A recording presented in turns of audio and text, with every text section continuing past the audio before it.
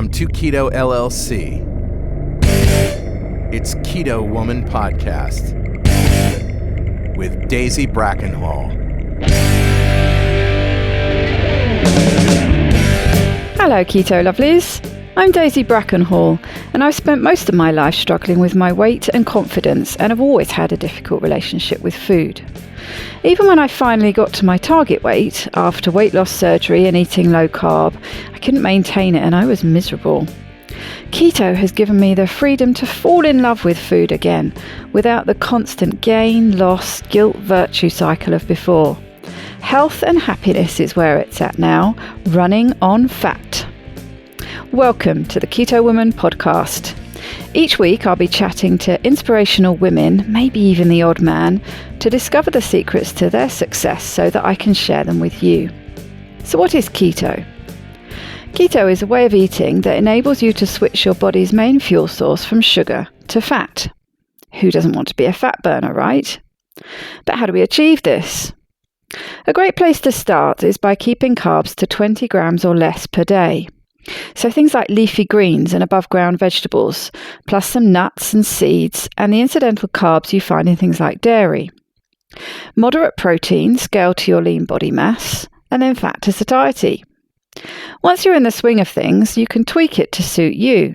Make your own personalised keto.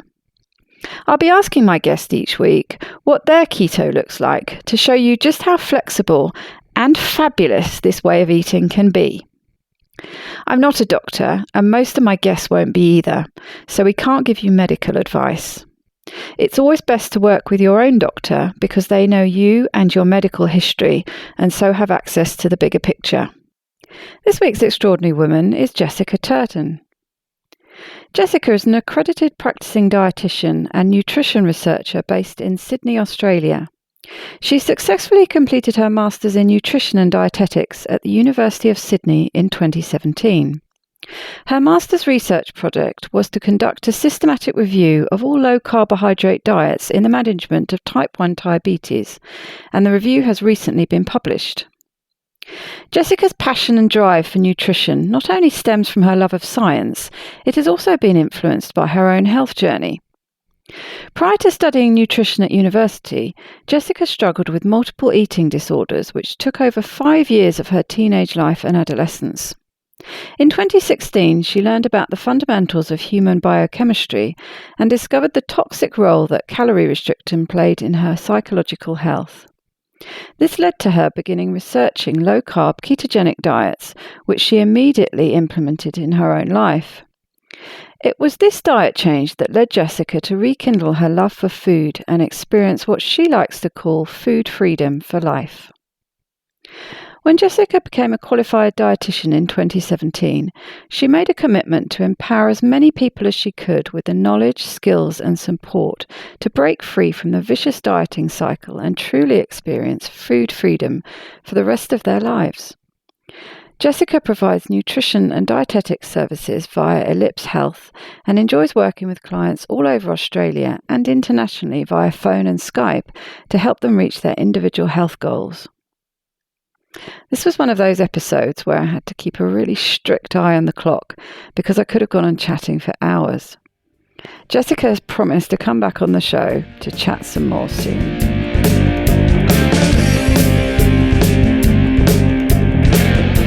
Welcome, Jessica, to the Keto Women Podcast. How are you doing today? Thank you for having me. I'm very good today. Thank you. How are you? I'm good, thanks. Great. We're speaking opposite sides of the world, aren't we? We are. You're in Australia. Although I think the weather's pretty similar by the sounds of it, rainy and cold. It sounds like it. Yeah, we've both got rain. Exactly. It's not great at all. No. France is, and I think a lot of Europe is being besieged by rain and storms at the moment, which is not characteristic of June. No. We like to see sunshine by this time of year. I bet. So I don't know what's going on, but yeah. There you go. Typical Brit, always talking about the weather. No, that's okay. I love talking about the weather. Okay, so why don't you tell me and the listeners a bit about what your life was like before you came across low carb and keto, and why you went looking for it in the first place? Yeah, so I think my journey started, with weight and health. My journey started when I was in around year 9, so that would be, I think, when I was 15 years old. And I was a pretty normal eater. I was probably a big eater, so I was a tall girl. I've always been tall, but I was eating very similar to my 6'5" brother and 6'5" dad. So I was a big eater. And I stepped on the scales one day and saw a weight that I've never seen before. So I was in year 9 and I was really upset by that, because I think that's the time, where you're sort of going through body changes already. And then I saw this weight gain that I wasn't, I guess, prepared for. And it led me to start wanting to diet, and it sort of introduced me into that world. So I wasn't like overly heavy, but I was for me. So I was about high 70s in kilos, that is. And I just went on Google and I was like, okay, well, what's the best way to lose weight? And of course, that got me into calorie counting and reducing my energy intake and increasing my energy output. And then I was going to lose weight. And I was pretty easily influenced at this time, and I didn't know a whole lot about weight loss or dieting. I thought I was relatively healthy, but I did eat a lot, as I said, so that obviously led me to gain a bit of weight. Anyway, so I basically started learning about calories, and I learned that fat has the most calories per gram and carbohydrates and protein have the least calories per gram. So I pretty much cut all the fat from my diet. So avoid fat at all costs. Avoid all fat. And I just remember thinking, like, I would calculate exactly how many calories I was eating. And I remember converting that into my head to like how long that would take to burn on the treadmill or something like that. So I would look at some cheese, or I'd look at other things I used to eat, like cakes and chocolate, and I used to go, well, it's not worth it. And I would just go, well, I'm just going to try and limit my calorie intake as much as possible. So, yeah, it started off quite innocently. I guess I was sort of saying to my mom, I was like, oh, can you just not put as much cheese on my dinner? And I was reducing my chocolate intake because I was a bit of a chocoholic. I was reducing my desserts. I was sort of cutting my portion sizes, but it was still quite healthy at this point. And I was losing weight quite quickly, maybe 1 to 2 kilos a week. And people were saying to me, oh, you look really, really good. I was exercising a fair bit, so I was increasing my fitness. And it all started off quite well. And then I think it all of a sudden, I realized that if I was going to lose more weight, so I lost about 4 to 6 kilos, and then it all just stopped. And I couldn't lose any more weight. And I was like, well, if I want to lose more weight, I'm going to have to cut my calories even more. So that's the only way I knew how to lose weight at that time. Because that's what you assume, right? Yeah. If you've had some success with what you've been doing, which was the whole eat less, move more. Correct. You just assume that if you ramp that up, it'll carry on. But obviously there's only so far you can go. Well, I think I got a little bit addicted to seeing the scale go down as well. So, and I got addicted to people saying, oh, you look really good and things like that. So it all for me became about kilograms off the scale. And so I think I ignored things like hunger and energy levels. And I was like, well, as long as I can lose weight, I'm doing a good thing.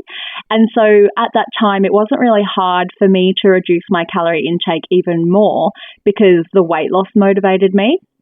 And that was just so negative. After a couple of more months of doing that, I remember I would write everything that I eat into this little paper diary, and even every single bite of food, I would try and work out the calories. And I remember my calorie intake being about 1,000, and that was what I was aiming for. So 1,000 calories a day. And if I went over that, I would be angry, I would be irritable, I would be depressed. I would go to the gym and work out for 3 or 4 hours. And if I was under that, I would always put like this smiley face at the bottom of the page, like, great job, you've stayed under 1,000 calories. And I did that for a very long time. So it must have been a year or something. And by the time, maybe a year or two, I can't quite remember the dates, but I remember getting to a point, I used to weigh myself every single day. And, once I hit a plateau, I would just decrease the calories even more and then see the weight come down and so on and so forth. And I remember getting on the scales one day, and I remember it vividly. So basically, it was 47 kilos. And wow. I'm 175 centimeters tall. So that was quite underweight. And altogether, I had lost about 30 kilos in a very short period of time. So when you think about significance of weight loss, that's very significant.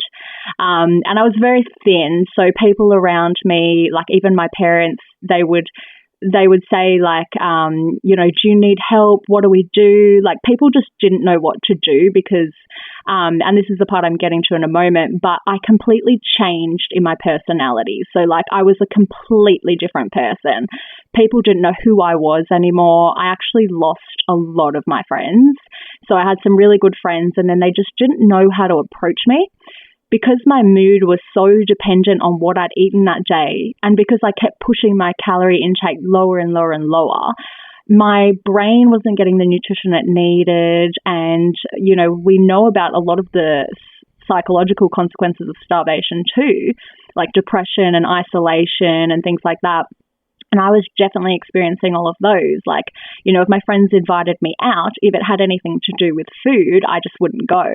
And like, if it was, people having a sleepover, well, I wouldn't go because I had to go to the gym the next day. And then, I would have had to leave early. And so I did withdraw myself socially from a lot of things. And I knew that other people were getting concerned about me. So I had friends pull me aside at school and say, you're very, very thin, you're very skinny. And I would just get really angry at them because I had no other way to react because I thought I was doing the right thing. So like when I jumped on the scales initially when I was in year 9 and I went on to Google and it said, well, reduce your calorie intake, increase your calorie expenditure. I did that and that's all I did. And I continued to do that to lose weight. And you must have seen a progression then. I mean, you talk about how you became more withdrawn, but I should imagine at the start, there was that initial period when you first sort of started losing some weight and it gave you some confidence and you sort of became more outgoing and more involved with your friends. And then it sort of changed and because you became more obsessed with it, it went towards being withdrawn. It must have been, but not something that's, that's something that sort of creeps up on you because it's just changing little by little, but other people were noticing. Yeah, well, I didn't notice it at all. And you're exactly right. At the beginning, people were really enthusiastic about my weight loss and congratulating me and telling me how healthy I looked. Yeah, so one minute you're being rewarded for what you're doing, and then all of a sudden people are starting to criticize you for doing the same thing that you were doing when they were praising you before. Exactly, I can see how, although now with hindsight, and you can look back on yourself and see exactly why they were concerned. I can see, in your own head at the time, you must, what's going on? I'm doing everything right. You told me I was doing it right last year. Exactly. So everyone was congratulating me at the beginning. And I think it's like when it got to, I can't remember the exact point where I think people started getting concerned, but you're right. I didn't actually change anything. I just continued on that path of calories in versus calories out kind of thing. And that's still what's being promoted today. And, so I'm a dietitian today. And when I went through university, that was what they taught us for people that were obese and need to lose weight. That's how they say that you lose weight. You reduce your calorie intake and you increase your calorie expenditure. And I just don't know if I could now ever promote that because it became such a negative thing for me. And I was super, super lucky to, I guess, have that moment of clarity when I stepped on the scales and saw that I was 47 kilos and realized that it had just become too normal for me to restrict my energy and lose all this weight. And that had become my sole purpose in life, I guess, losing weight. And that was never my sole purpose in life before I went on the diet, but the diet itself became toxic. So the fact that I reduced the calories became seriously toxic to my brain and to my mental clarity. And I was a very, like I am now, I'm a very passionate person. And, you know, there's a lot of things in life I want to do that don't involve weight at all. But during this time, all I cared about was weight. Like, I did not care about health. I did not care about what my family were doing. I did not care about what my friends were doing. It was just the number on the scale. And I really do believe it was the act of restricting calories and restricting fat that caused me to completely become a different person psychologically. And I don't know if you've heard of the study that Ansel Keys did in 1944, the starvation experiment in Minnesota. Right, yeah. So the semi-starvation experiment, they basically got a group of young men and they just halved their calorie intake. And these men, they lost weight, of course, but they started showing all these symptoms or all these signs of disordered eating. So they started playing with their food. They started withdrawing themselves socially. They were like hoarding food. They became depressed. Like, they lost their humor and they lost all purpose. So they didn't want to go to work anymore. All they cared about was what they were going to eat next. And so they became super, super, I guess they had eating disorders, and it was purely induced by restricting their calorie intake by half. So they were eating like 3,000 calories at the beginning, and then they were eating 1,500 calories during the starvation phase. And I can't help but think that's exactly what happened to me. Like, that's exactly what I did. And that's exactly what everyone's promoted to do and encouraged to do now. Yet we know the toxic consequences of restricting calories. So why are we doing that with this research that was done in the early 1900s that could never be replicated now because it's unethical?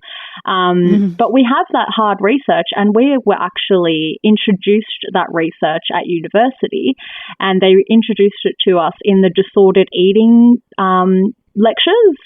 So they would say to us, hey, we know that, you know, these are the consequences of starvation, but they were saying it as if, like, you know, so the girls or whoever's got disordered eating has that in their mind before they restrict calories, and then you've got all these consequences, whereas I truly believe it's the calorie restriction itself that causes the disordered eating habits.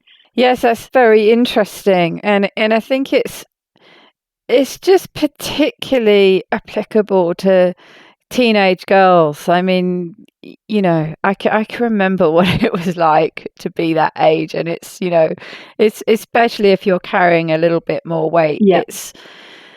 It just seems such a focus, and so it's obvious, really, that why so many teenage girls, you know, decide they want to lose weight. And like you say, if you go to Google, that's going to probably be the number one tip that's given. But I think the particularly worrying thing is what you were saying and how you experienced it yourself, but also with shown with these other studies, is how your brain changes and how your point of view and your perspective changes.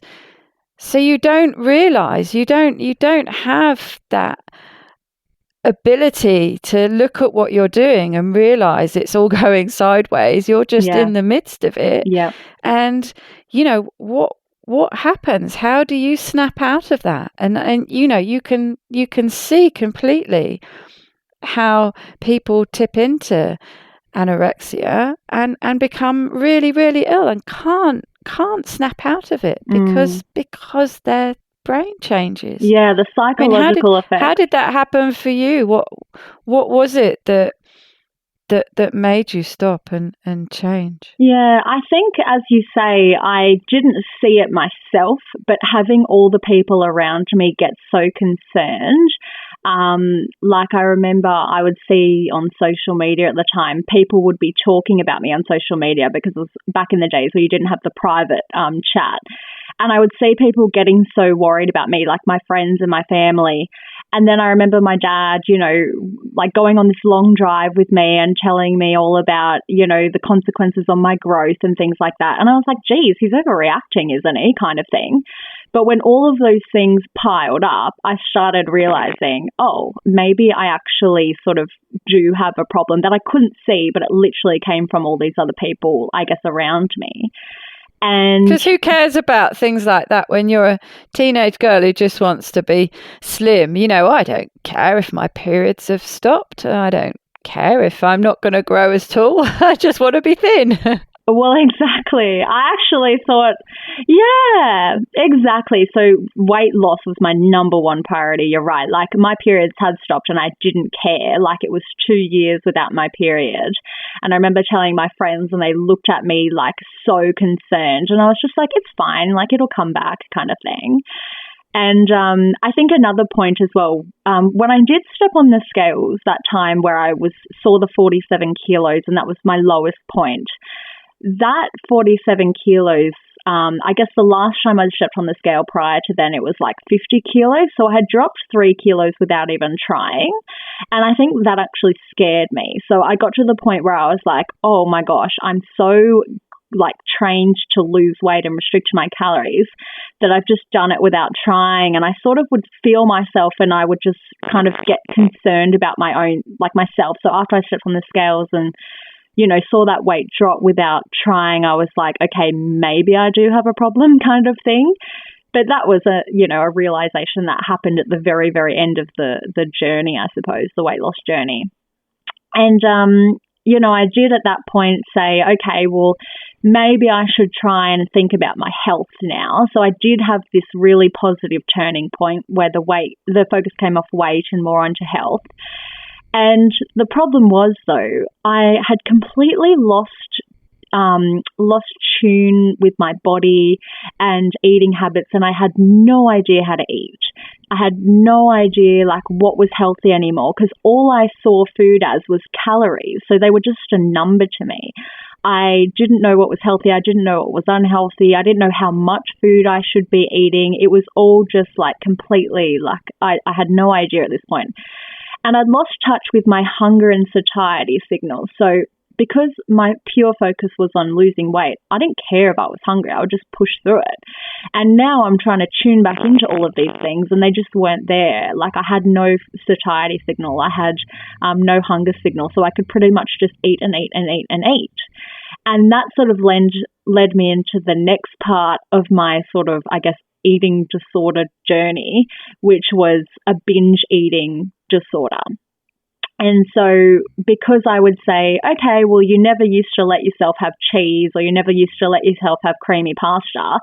Now you're trying to gain some weight again, maybe to keep everyone else happy and to make yourself a little bit, less scary looking because I was quite thin. Let yourself have some of that pasta or let yourself have some of that chocolate. And because I had no idea when to stop, I just like ate and ate and ate and ate. And something sort of,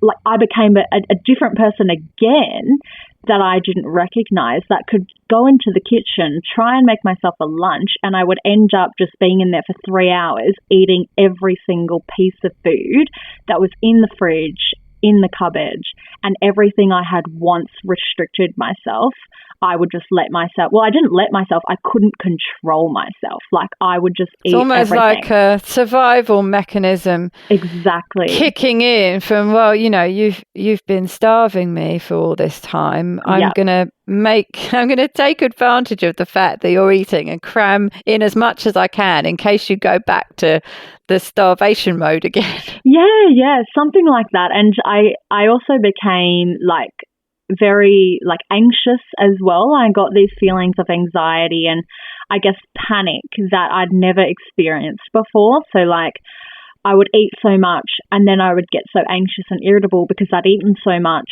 and then I'd have somewhat of a panic attack or something like that, which I'd never had before. And this was all brought on by like, I guess initially the calorie restriction and now the binge eating that was happening. And the binge eating was so severe. Like, I definitely, took a lot of days off school because I'd just eaten so much that I couldn't physically put my school uniform on and go to school. It was really severe. And, I said my lowest point was 47 kilos. Well, 6 months later, I was back up at 80 kilos because I had just eaten so much food. I had no idea how to eat. And again, when we look at this semi-starvation study that Ansel Keys did, they actually show a very similar thing. So when they finished the study and they finished the starvation portion of the study, they kind of had this unrestricted feeding phase where they sort of let the men eat as much as they wanted. And a lot of the men fell into this kind of binge eating cycle because they had just lost touch with what they should be eating and their hunger and satiety signals.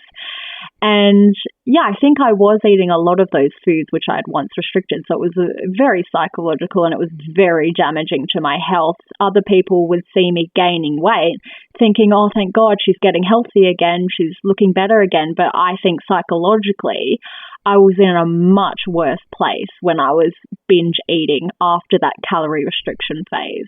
Yeah, it sounds like, and I've heard people talking before about the anxiety that comes with it. And I can see the logic of that, because people talk about eating disorders. It's not really so much about the food, is it? It's all about control. Yep. And if you've been in this calorie restricted phase where you've been seemingly anyway being able to supremely control everything and really control everything to get where you want to be weight-wise. And then when you go to the other end of the scale and you're binge eating, I can see how the anxiety would creep in, because it's that feeling, I imagine, like you've lost all that control. The control's gone. 100%. So, in reality, there was a control issue both ends of the scale, but it's very complicated psychologically, and it's fascinating how food, either restricting food or binge eating food, has such an impact on how your brain works. Yep. and how it impacts your mood and the way you see food and your life. And yeah, exactly. I had a terrible relationship with food, and I think it was probably actually better when I was sort of in that phase where I was losing weight, because I still enjoyed food, but I guess I just wasn't eating a lot of it. And as you say, I was in control, so I knew exactly how many calories I was putting in and exactly how many I was burning. But then when I was binge eating, I had just lost all sense of control. I couldn't even, it's hard to describe it, I couldn't control my physical body. If I was in one of those mindsets where I was going to be having a binge, or I was in the middle of a binge, I couldn't talk to anybody. I couldn't control myself. I would literally just be putting a piece of bread in the toaster, bread after bread after bread after bread, lathering it with butter, lathering it with cheese. I used to eat my brother's dinners and all his food, everyone in the house just wouldn't get food. And I used to go out to the shops and just buy all this food, eat whole chickens. It was literally crazy, but I had no control. So even if I had this moment where I was stop doing this, you don't want to do this, you're so full, you couldn't possibly eat anymore, I couldn't control my body. My body was just had a mind of its own, really. And it was really scary. It definitely was scary, because then I had all these self-image issues as it was. And then my body now, I think after, when I was at the end of the binge eating, I was 88 kilos. So now I was heavy. I was overweight. And I only, 6 months or a year before that was underweight. And so I had gone through this massive change in my physical appearance. And I hated myself. I literally hated what I looked like. I felt like I was wearing a fat suit. I just felt like it wasn't my body. And that's a really weird thing to feel. I just was not comfortable at all in myself. And it was very debilitating. And I suppose part of me wanted to, this was all before I went to university, by the way. So I knew since a very young age I wanted to be a dietitian. And even all through all of this stuff that happened, I still wanted to be a dietitian because I thought that would somehow be the answer to all my problems. Like I'd finally figure out the key to happiness with diet through becoming a dietitian. And so, like, even when I was at my heaviest, I was like, yep, cool, I want to still enroll into this course and figure out how to lose weight and things like that, because I'd been trying and just going up and down because I still had all these binge eating problems. There's something addictive, I think, about that gain-loss cycle. Yeah. I've certainly found that it's quite an addictive roller coaster to be on. So when you're losing weight, yeah, you feel positive and you feel like you're gaining control. And then when something happens to bring back the depression episodes or whatever it is that plagues you, and you get into the gain part of the cycle, but there's something to start with, at least for me, there's this, it's the whole sort of comfort eating thing it's not really giving you any comfort, but there's some kind of weird comfort in it. But almost immediately, for me anyway, I feel that loss of control, it's gone, but I give myself over to it and eat all the things. And it is when it's high carbohydrate foods, and it just seemed to be able to eat and eat and eat endlessly. And then you start feeling worse and worse and worse. And then you get to some point, there's always some kind of tipping point with me where it's almost like I have to push it to such an extreme. And it's usually because it always has to be, well, the weekend's coming, so we're going to start it on the Monday. So we might as well go for the whole weekend. And then if I think, well, I'm potentially going to run out of as much food as I need to push it to the limit over the weekend, so I better restock. And then if there's any left, I can't put everything in the bin on that day that I've decided. So I'm just going to have to continue it for another day. But when I get to that tipping point, and then you get into the loss part of the cycle and you start feeling good again. And there is something addictive about that up and down. And actually just maintaining an even keel is quite difficult when you've seemingly forever been in one state or another. Exactly. And I think women in particular are very much kind of just like, okay, well, I'll start it on Monday, so therefore Friday, Saturday, Sunday, I'm just going to go all out and eat everything. Yeah. And like, I think that's how I felt every day. Like at the end of every day, I'm like, well, tomorrow's a new day, so I'm just going to eat everything today so that it's not in the fridge tomorrow. And then more food would appear, or I'd go get more food or something. So yeah, you're right. You sort of just had that feeling of it's all or nothing kind of thing. And so it was quite like, I mean, the next part of that all came down to me going to uni. And I actually remember when I'd got my sort of results back from my HSC. So during this time I was doing my HSC, so the final exam at high school. And sometimes I think, like, how did I go through those two things at the same time? But I managed to do it. And I managed to get into the dietetics course, which was quite a competitive course. And I remember saying to someone at that time, I said, I would trade, I got quite a high HR, which is like, do you know what HR is? No. I don't know what the equivalent is where you are, but it's basically just like your final score at high school and what determines what course you can apply for and get into. Okay, right. Yeah. It's just your final grades, basically. Yeah. So I ended up getting the highest HR in my year.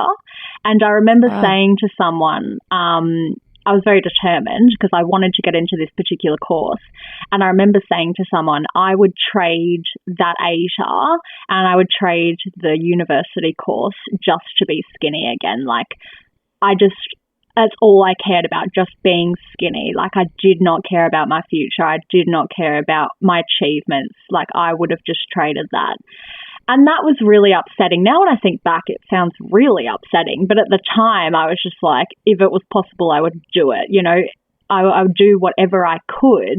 And this is someone that was about to go into a dietetics degree. Like, I had no idea how to combat this binge eating thing that was happening to me.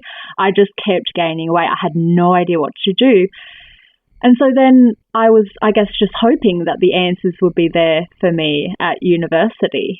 I mean, that's logical. Yeah. You're going on this course to learn the information that should give you the answers. So I was really lucky when I think about it, because I did a double degree. So I did exercise and sports science as my bachelor degree, and then my master's was nutrition and dietetics.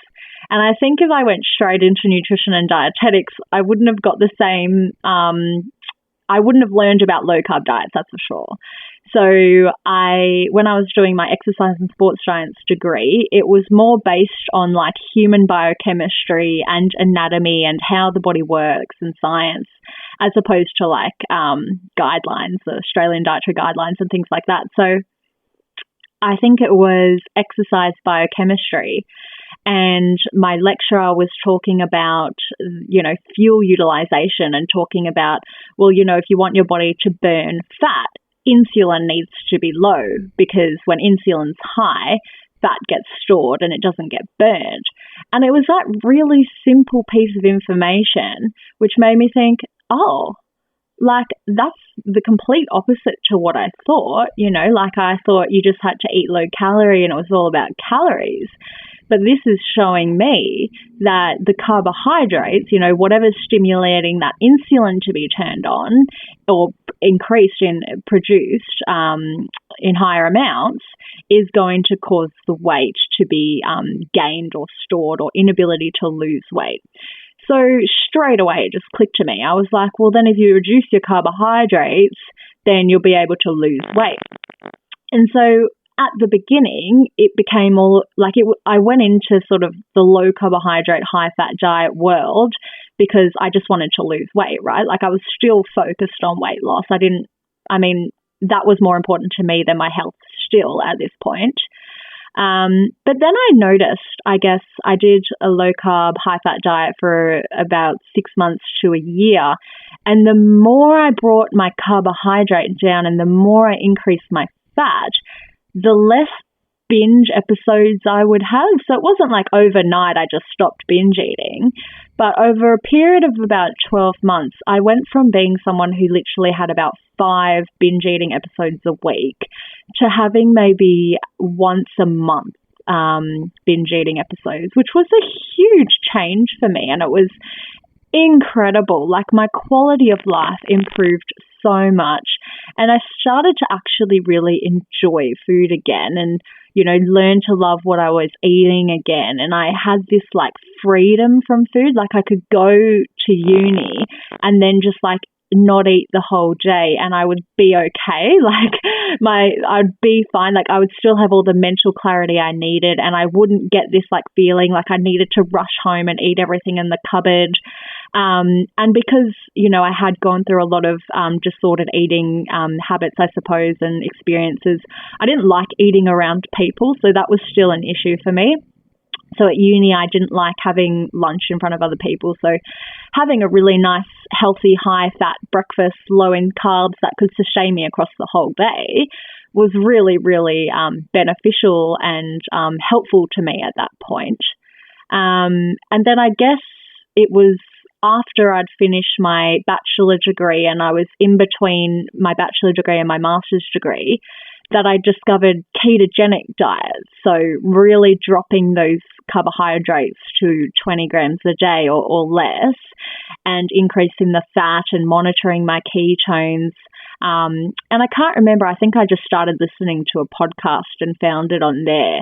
And someone was talking about how it is useful I think it was Jimmy Moore, it was one of his podcasts, and he had interviewed a guest that actually worked in eating disorders. And they were saying how they were using the ketogenic diet to help people with binge eating. And binge eating was still a problem for me. So I was like, well, what do I have to lose? May as well try it. It made sense to me. And so I started on the ketogenic diet and monitored my ketones and everything like that. And the binge eating literally stopped.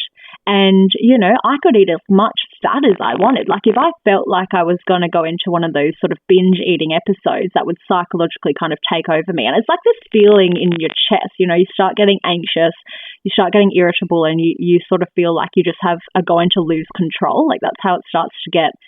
And if I ever got that feeling, I would literally just go to the fridge and like eat some cheese with some butter on it, and the feeling would just go away. Or, you know, if I was having dinner, I would just put lots and lots of coconut oil on to really fuel my brain and tell my brain that there was energy coming in and that I should feel satiated. And I'd be so full that even if I wanted to have a binge, I couldn't, because my body was finally registering those signals.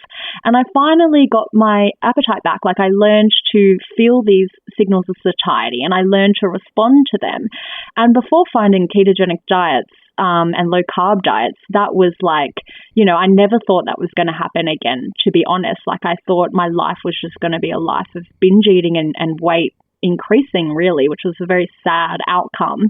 To finally be someone who didn't have a problem with binge eating anymore, like, yeah, my life changed dramatically. And to tell somebody to go back and tell your former self, when you were, you know, focused on losing weight and restricting calories, to go back and tell your former self that the answer was actually to eat a load of fat. I know.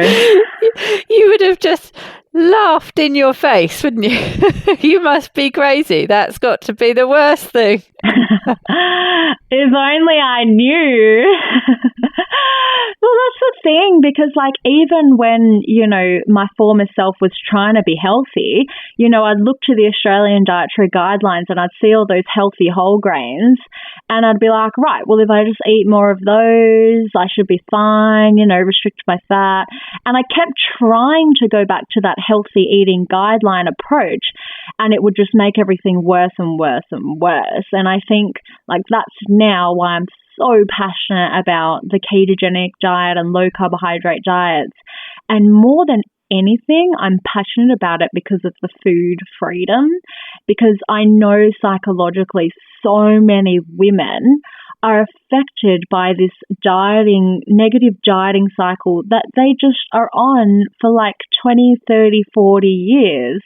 You know, so now I'm practicing as a dietitian, and I see these people come into me every single day, you know, almost in tears because they're eating like hardly anything and they just keep putting on weight, or they can't lose weight.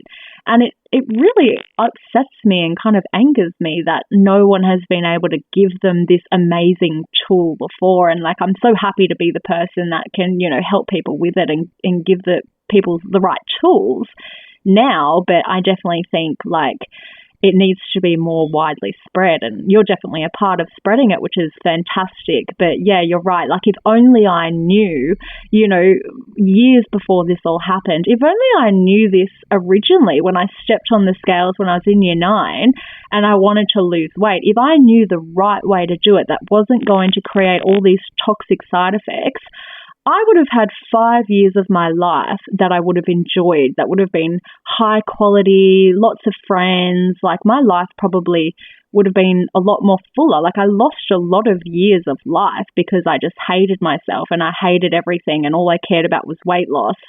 Lost a lot of friends, as I said. And yeah, I lost a lot of money too, because I'd spent a lot of money on like trying to lose weight and weight loss pills and all of these crazy things. Gym memberships. I did that weird like hypoxia thing where you just are meant to go in this weird vacuum thing and it's meant to suck the fat out of you. Like, it's crazy. Like, all these things I tried to do. And if only I was given the right tools at the beginning, you know, to prevent. Because of course it's always our fault, isn't it? Yeah. If we're not losing as much weight as we want to, or if, you know, heaven forbid we gain a bit back, the instinctive response is, well, we've done something wrong. Yeah. Whereas the primary response should be looking at what we've been eating, what we've been told to eat. That's what's wrong. It's not us who are at fault, which just seems a natural thing for women in particular, I think, to turn the blame inwards. Yeah, always. I think so. And I love telling people that it's not their fault. You know, when it comes to weight loss and weight gain, I love to find all the reasons as to why they might have gained weight and why they might be struggling to lose weight. And none of those reasons are them. Like, you know, it's never their fault.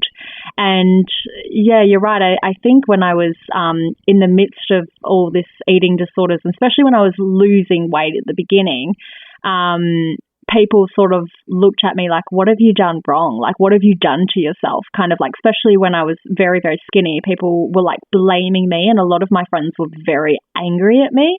And they were angry at me that my portion sizes were small and that I was only eating vegetables. And I was like, well, hang on a second. Like, this is what I've been told to do. Like, I've looked up how to lose weight, and this is what everything, I was looking at, government websites and things like that. Like, I was looking at reputable sources, and this is what was telling me to lose weight, and I'm doing what I thought was right. But then, it came around to like thinking that I was in the wrong and that I'd made all these mistakes and other people were kind of blaming me as well. And so, it was a lot of self-blame. Like, I've done this to myself, I'm stupid, like things like that. And when I look back at it now, I realize that my experience is very, very common,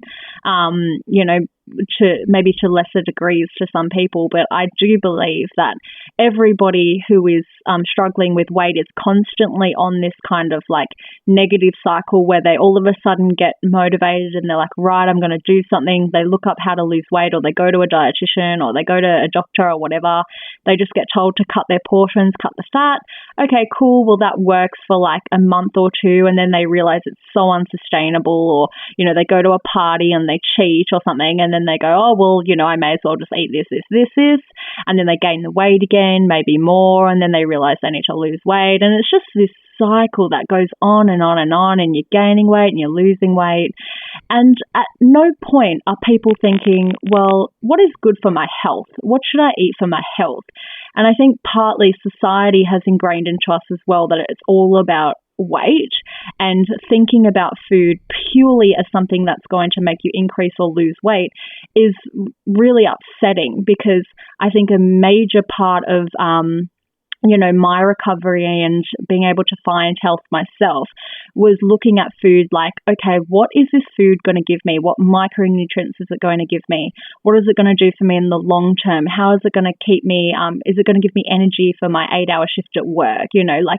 How is this food going to fuel my body, as opposed to, is this food going to make me fat? Should I feel guilty about it? Blah, blah, blah. And all those like internal struggles that women have as well. Like, they finally give in to the piece of cake at work, and then they beat themselves up about it for like 4 hours later. Like, if you want to have a piece of cake, go have a piece of cake, but understand what it's doing to your body, make that conscious decision, and just get over it, and eat healthily afterwards, and get back on track. But like, it's so hard to get back on track when you're not given clear tools on how to do that. Like, when you're literally just saying to people, cut your portions in half. Well, I mean, if it were that easy, like, we wouldn't be in this obesity, diabetes epidemic, And when I say that, I'm also talking about depression and anxiety and all these other chronic conditions that have all of a sudden just gone through the roof.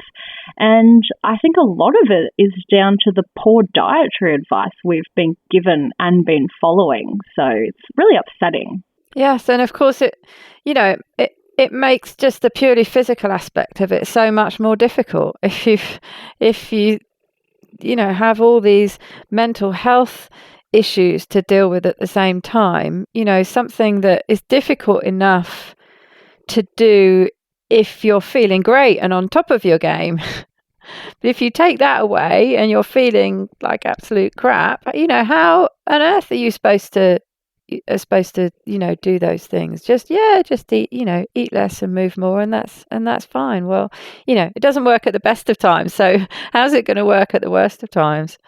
Yeah, it's interesting you talking about how you went into your education, primarily for the dietetic side of it, but it was actually through the sports side that you got the insight. Yeah. And because it's not always, sometimes often with the sports, they're still sort of quite carbohydrate focused, aren't they? There's still this mentality of so I think loading up with carbs. You're correct. Yeah, you're exactly right. And especially sports dietetics, they focus a lot on carb loading and things like that. But I think where I really, saw the turning point and saw what was truly going on was the pure biochemistry lectures and the exercise biochemistry lectures. So they had no influence on and therefore you eat this, and therefore you eat that. It was purely just, this is insulin, this is a cell, this is what carbohydrate does, this is what fat does. And there was no external influence, and it all made sense. It just seems crazy when that information is there in front of you. It's a bit like you were saying when you were studying within the nutrition guidelines. So in one lecture, they're telling you about the Minnesota experiment and they're showing you what goes wrong. And then in another lecture, they're saying, well, all you need to do is eat less, move more. But how did the two go together? Oh my gosh.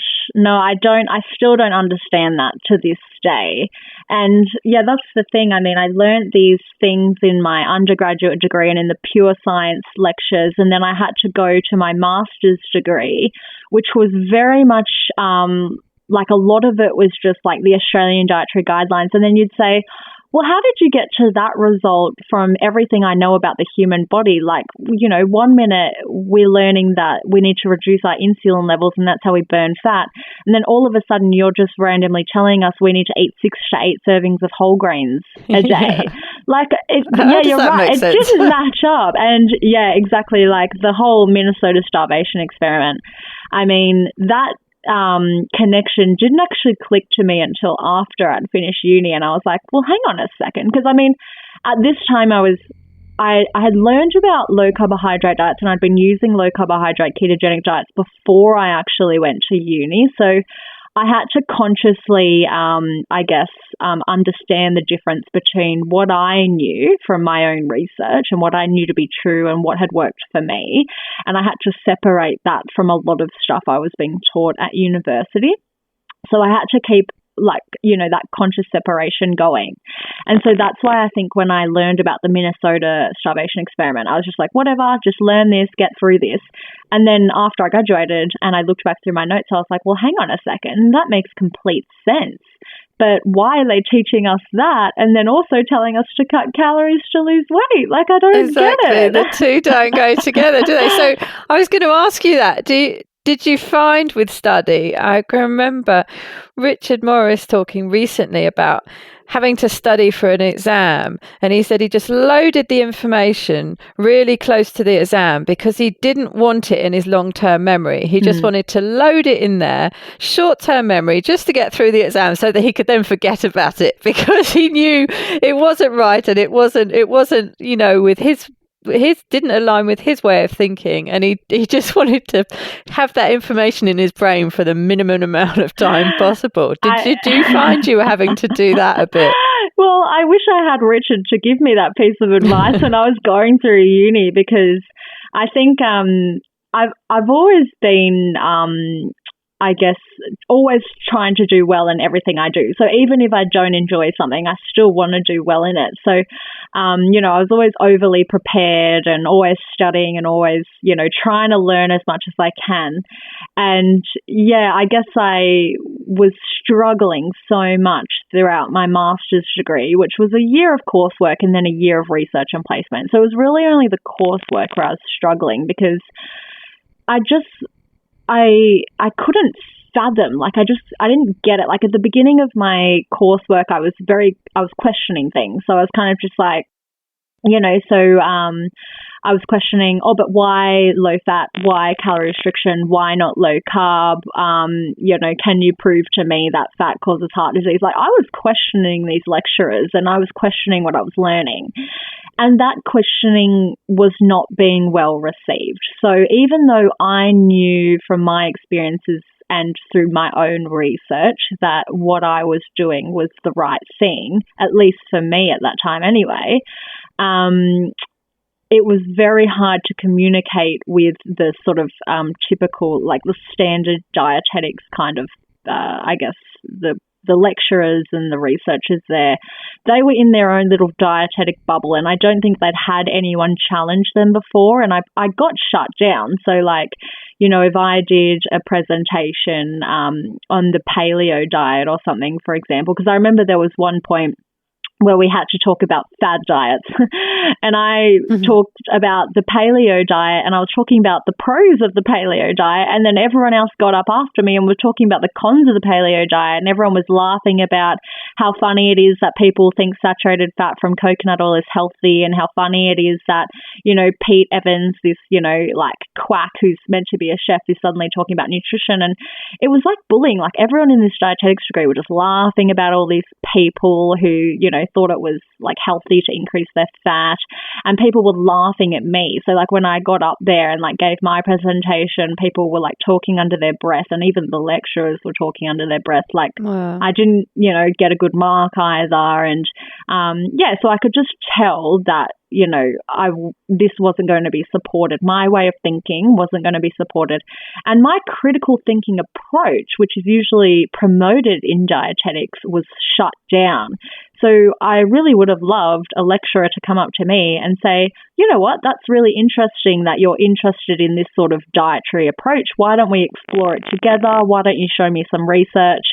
But it was more kind of like, you know, if I sent an email to one of my lecturers saying, you know, this is some research I found on saturated fat and heart disease, it would just be no reply, or it'd just be stick to the course content or something like that. You know, I don't think they explored, you know, alternative views as much as I would have hoped that they would. And I really do hope that in future years they become more accepting of students who are looking at alternative ways to manage chronic disease and manage obesity and things like that, because I think it's getting to the point where so many people now are becoming aware of, you know, whether it's a low carb diet or a paleo diet or a ketogenic diet or even, you know, vegetarian diets or whole food diets or whatever diet you want to choose. The public is becoming so knowledgeable about it now. And if dietitians don't stay up to date with this sort of stuff, we're just going to be left behind and no one's going to come to us anymore. Like I know at the practice I work at now, the doctors there would very rarely refer anyone to a dietitian because they had no success with dietitians in the past. And, you know, it took a little bit of convincing on my part to be like, give me a chance. You know, I can do things a little bit differently and try things a little bit differently.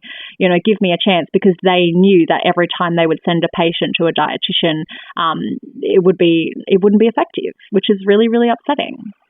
No, it'd be nice to, like you say, it'd be nice to see that change. And it would be nice to see at university. I mean, normally when you're at that level of education, that level of thinking, they're usually encouraging more self-study, more, you know, self-thought, critical thought. And, you know, the approach should be, okay, well, you're coming with an alternative theory, so prove it.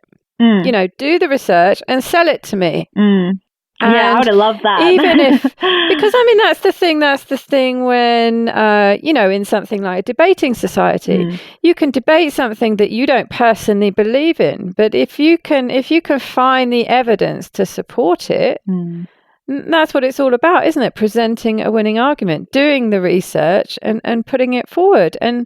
But then to not even have that listened to with any level of respect is a bit soul destroying. And you can see why people just then have to, take Richard's approach and just, because ultimately you want to come out with a degree at the end of it. You want to get your grades. Yeah. But it's sad that you just have to toe their line, especially in a subject like you're saying that needs to be progressive, needs to change with the times. Yeah, correct. And I don't actually think the lecturers were purposely trying to, be negative in their approach. What I think really is the underlying issue is that the course at the universities has to be accredited by the Dietetics Association. Right. And so they have to stay really on target and do exactly what the Dietetics Association want to be taught, and the curriculum, it has to be a certain way. So, I don't know the reasons. We can speculate the reasons as to why that's the case. But I think in the lecturers' minds at my university, they were just thinking, well, we need to stay on target. We need to stay with the curriculum. Otherwise, we're not going to get accredited next year. And that is actually a big issue. Universities not getting accredited by these associations. And then the no one wanting to do the course because the course isn't accredited and the university losing money. So I honestly thought like that was what was going on. But yeah, I mean, I would have loved to have healthy debates at university and debate both sides as opposed to sort of, just everyone in my degree, just like attacking certain things and calling diets fad diets. Like it was really offensive to hear the way that people would talk about like a low carbohydrate ketogenic diet and talk about it in such a negative light, because that diet literally changed my life. Like it literally gave me a really high quality life and a really good relationship with food. Like I have the best relationship with food now. I love food. I love talking about food. I can eat in front of people and be really, really comfortable. Like I could never do any of those things before. And like I haven't had an issue with binge eating for ages and, years now. And I really do put that all down to this ketogenic diet and this low carbohydrate, high fat dieting being the optimal approach, at least for me and, for other people in similar situations to me and with certain chronic diseases. And to hear, future dietitians and current dietitians talking about the diet like it was some sort of fad, that made me really, really upset and, kind of made me disassociate from my profession a little bit. Yeah, it's true what you say, though. It always goes back. There's a step above. So, to get your course accreditation, you have to toe the university line.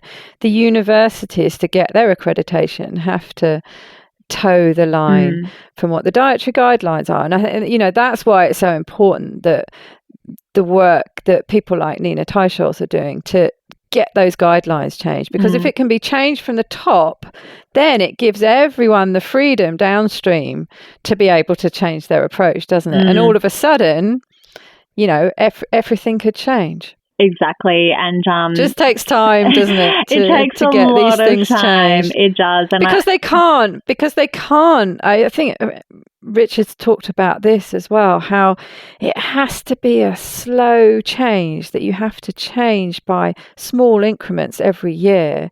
So you could actually, if you looked at the dietary guidelines 10 years apart, you might see quite a big difference.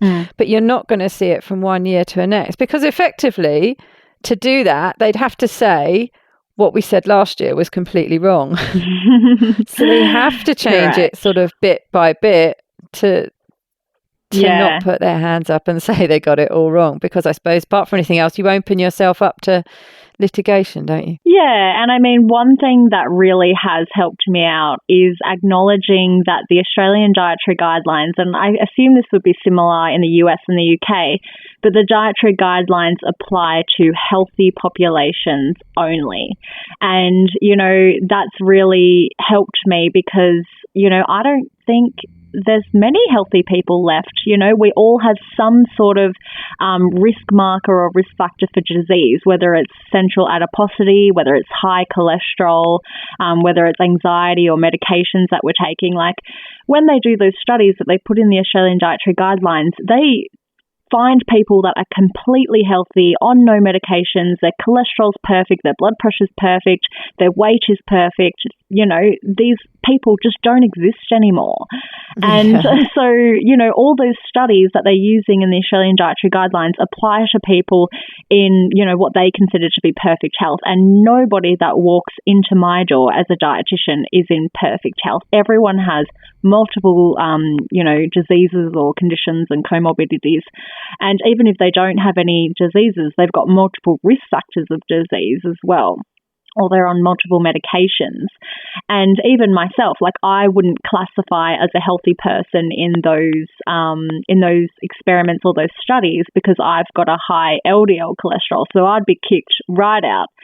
And so knowing all of that sort of helps me a little bit in, justifying my approach. I'm very, very individualized. So when a person comes into to my clinic, I assess them on an individual basis and I find out everything about them. I have very long consults with people and I find out about their history and if they do have any eating disorder tendencies or if they have been in that negative yo-yo dieting cycle. And more often than not, everybody has tried this low-fat, low-calorie, AGHE, dietary guidelines thing before. They've been doing it for 20, 30, 40 years and it is not working for them, and that's enough justification to be like, okay, well, we need to try something different. And that's usually what we do.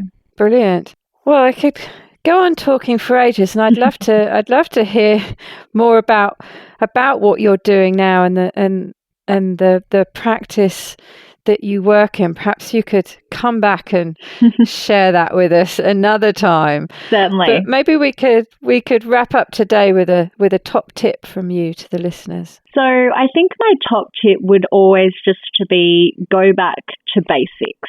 So I think a lot of people will come into my office and even if they have been doing a ketogenic diet or a low carb diet for 6 months or a year, and they can come back and they get this like low carb fatigue or keto fatigue. And they've been reading all of these things online and, learning about exactly where their macros need to be and exactly what they need to count. And, they have all these questions and it's so specific. And I just say, go back information to basics. Overload. Yeah, information overload. Like these people, it is almost like eating disorder tendencies itself, right? Like you're getting so stuck into exactly how much carbohydrates you're having and macronutrients you're having and, reading all these different things on the internet, like consuming hours and hours of their day. And they come in and they're like stressed and they hate the diet now because the diet is now a negative thing. And, I just say to them, let's go back to basics. Let's go back to real food. Let's go back to just simple, how you started this. Let's talk about, yogurt, vegetables, meat, dairy, cheese, nuts. Like, it's so simple, but because of all the information out there, we get so confused and we're very vulnerable. And that's often how I find people hit plateaus or stalls because they've either tried to do this meal plan or follow all these really confusing recipes and think their diet has to be some weird, extravagant thing that they found on the internet. And they forget that at the end of the day, what we're talking about is eating real food, eating when you're hungry, and stop eating when you feel full. And that's it. Yeah, I've seen that so many times, and it really saddens me to see people getting stressed out. And again, that whole blame cycle coming back in because they've been in some groups where they've been really pleased with what they've eaten that day and they've posted it and someone's shouted at them, that's not keto. Exactly. And all of a sudden they start getting super stressed out and super, like you say, looking at all the minutiae and just, well, I'm doing something wrong. It's my fault. Again, it's not, I put on a pound or I haven't lost the weight I wanted to, and it's my fault. I'm doing it wrong. Mm-hmm. And it's just so sad to see because, like you say, it is eating this way is a game changer. And it doesn't have to be hard, does it? No, not at all. And the other thing I quickly want to say is to remind people that a weight loss stall can be a super positive thing. So, when you hit a plateau in your weight and you get really upset because, maybe for 2 or 3 weeks you haven't lost any weight, well, just realize and recognize, well, you haven't gained weight either. You've been able to maintain your weight, which is a really, really positive goal. Because when you think about, what led you to become overweight, that was a gradual increase in weight. Every time you stepped on the scales, you would see the weight go up. So actually being able to maintain your weight is a huge goal. And I really did just want to emphasize that because a lot of people, they see that they've lost like 4 kilos in the first month and then the next month they don't lose anything and they think they're doing something wrong. But that's not necessarily the case. Like that's still a really positive thing. Like your body isn't a machine. It will not lose weight perfectly, eat in equal amounts each week.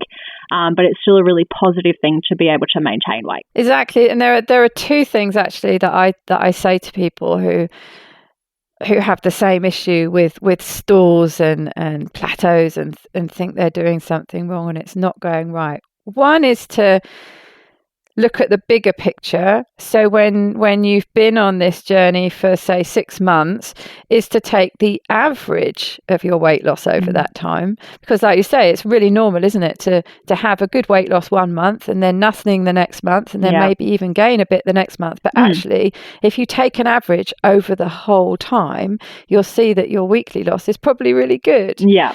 And also, the other way I like to look at it is when you're having that period where nothing happens, is that your body is just taking a bit of a rest, a bit of a pause. It's just catching up. You know, you've thrown this, it's gone into this period of weight loss, and it's just, well, I'm just going to take a bit of a breather now before we go on the next weight loss. Yeah, correct. Your body has to get used to it. So it has to adapt to that new weight. I mean, it's a big thing for the body to lose weight. The body doesn't want to lose weight. Like, we're created so that we can store energy, you know, and we usually only want to use that energy when we're going through a famine or whatever. So your body doesn't want to be losing weight for the whole year. So yeah, you're exactly right. I like that approach, averaging it out across the total amount and acknowledging how much weight you've lost so far, which is a huge thing. Often people lose like 20 kilos and then they say, oh, but I've hit a stall, I'm doing something wrong. Like, hold on a second, you just lost 20 kilos. Exactly. Yeah. Exactly. It's all good. Well, thank you so much for talking to me today. I've really enjoyed it. Thank you for having me. It's been good.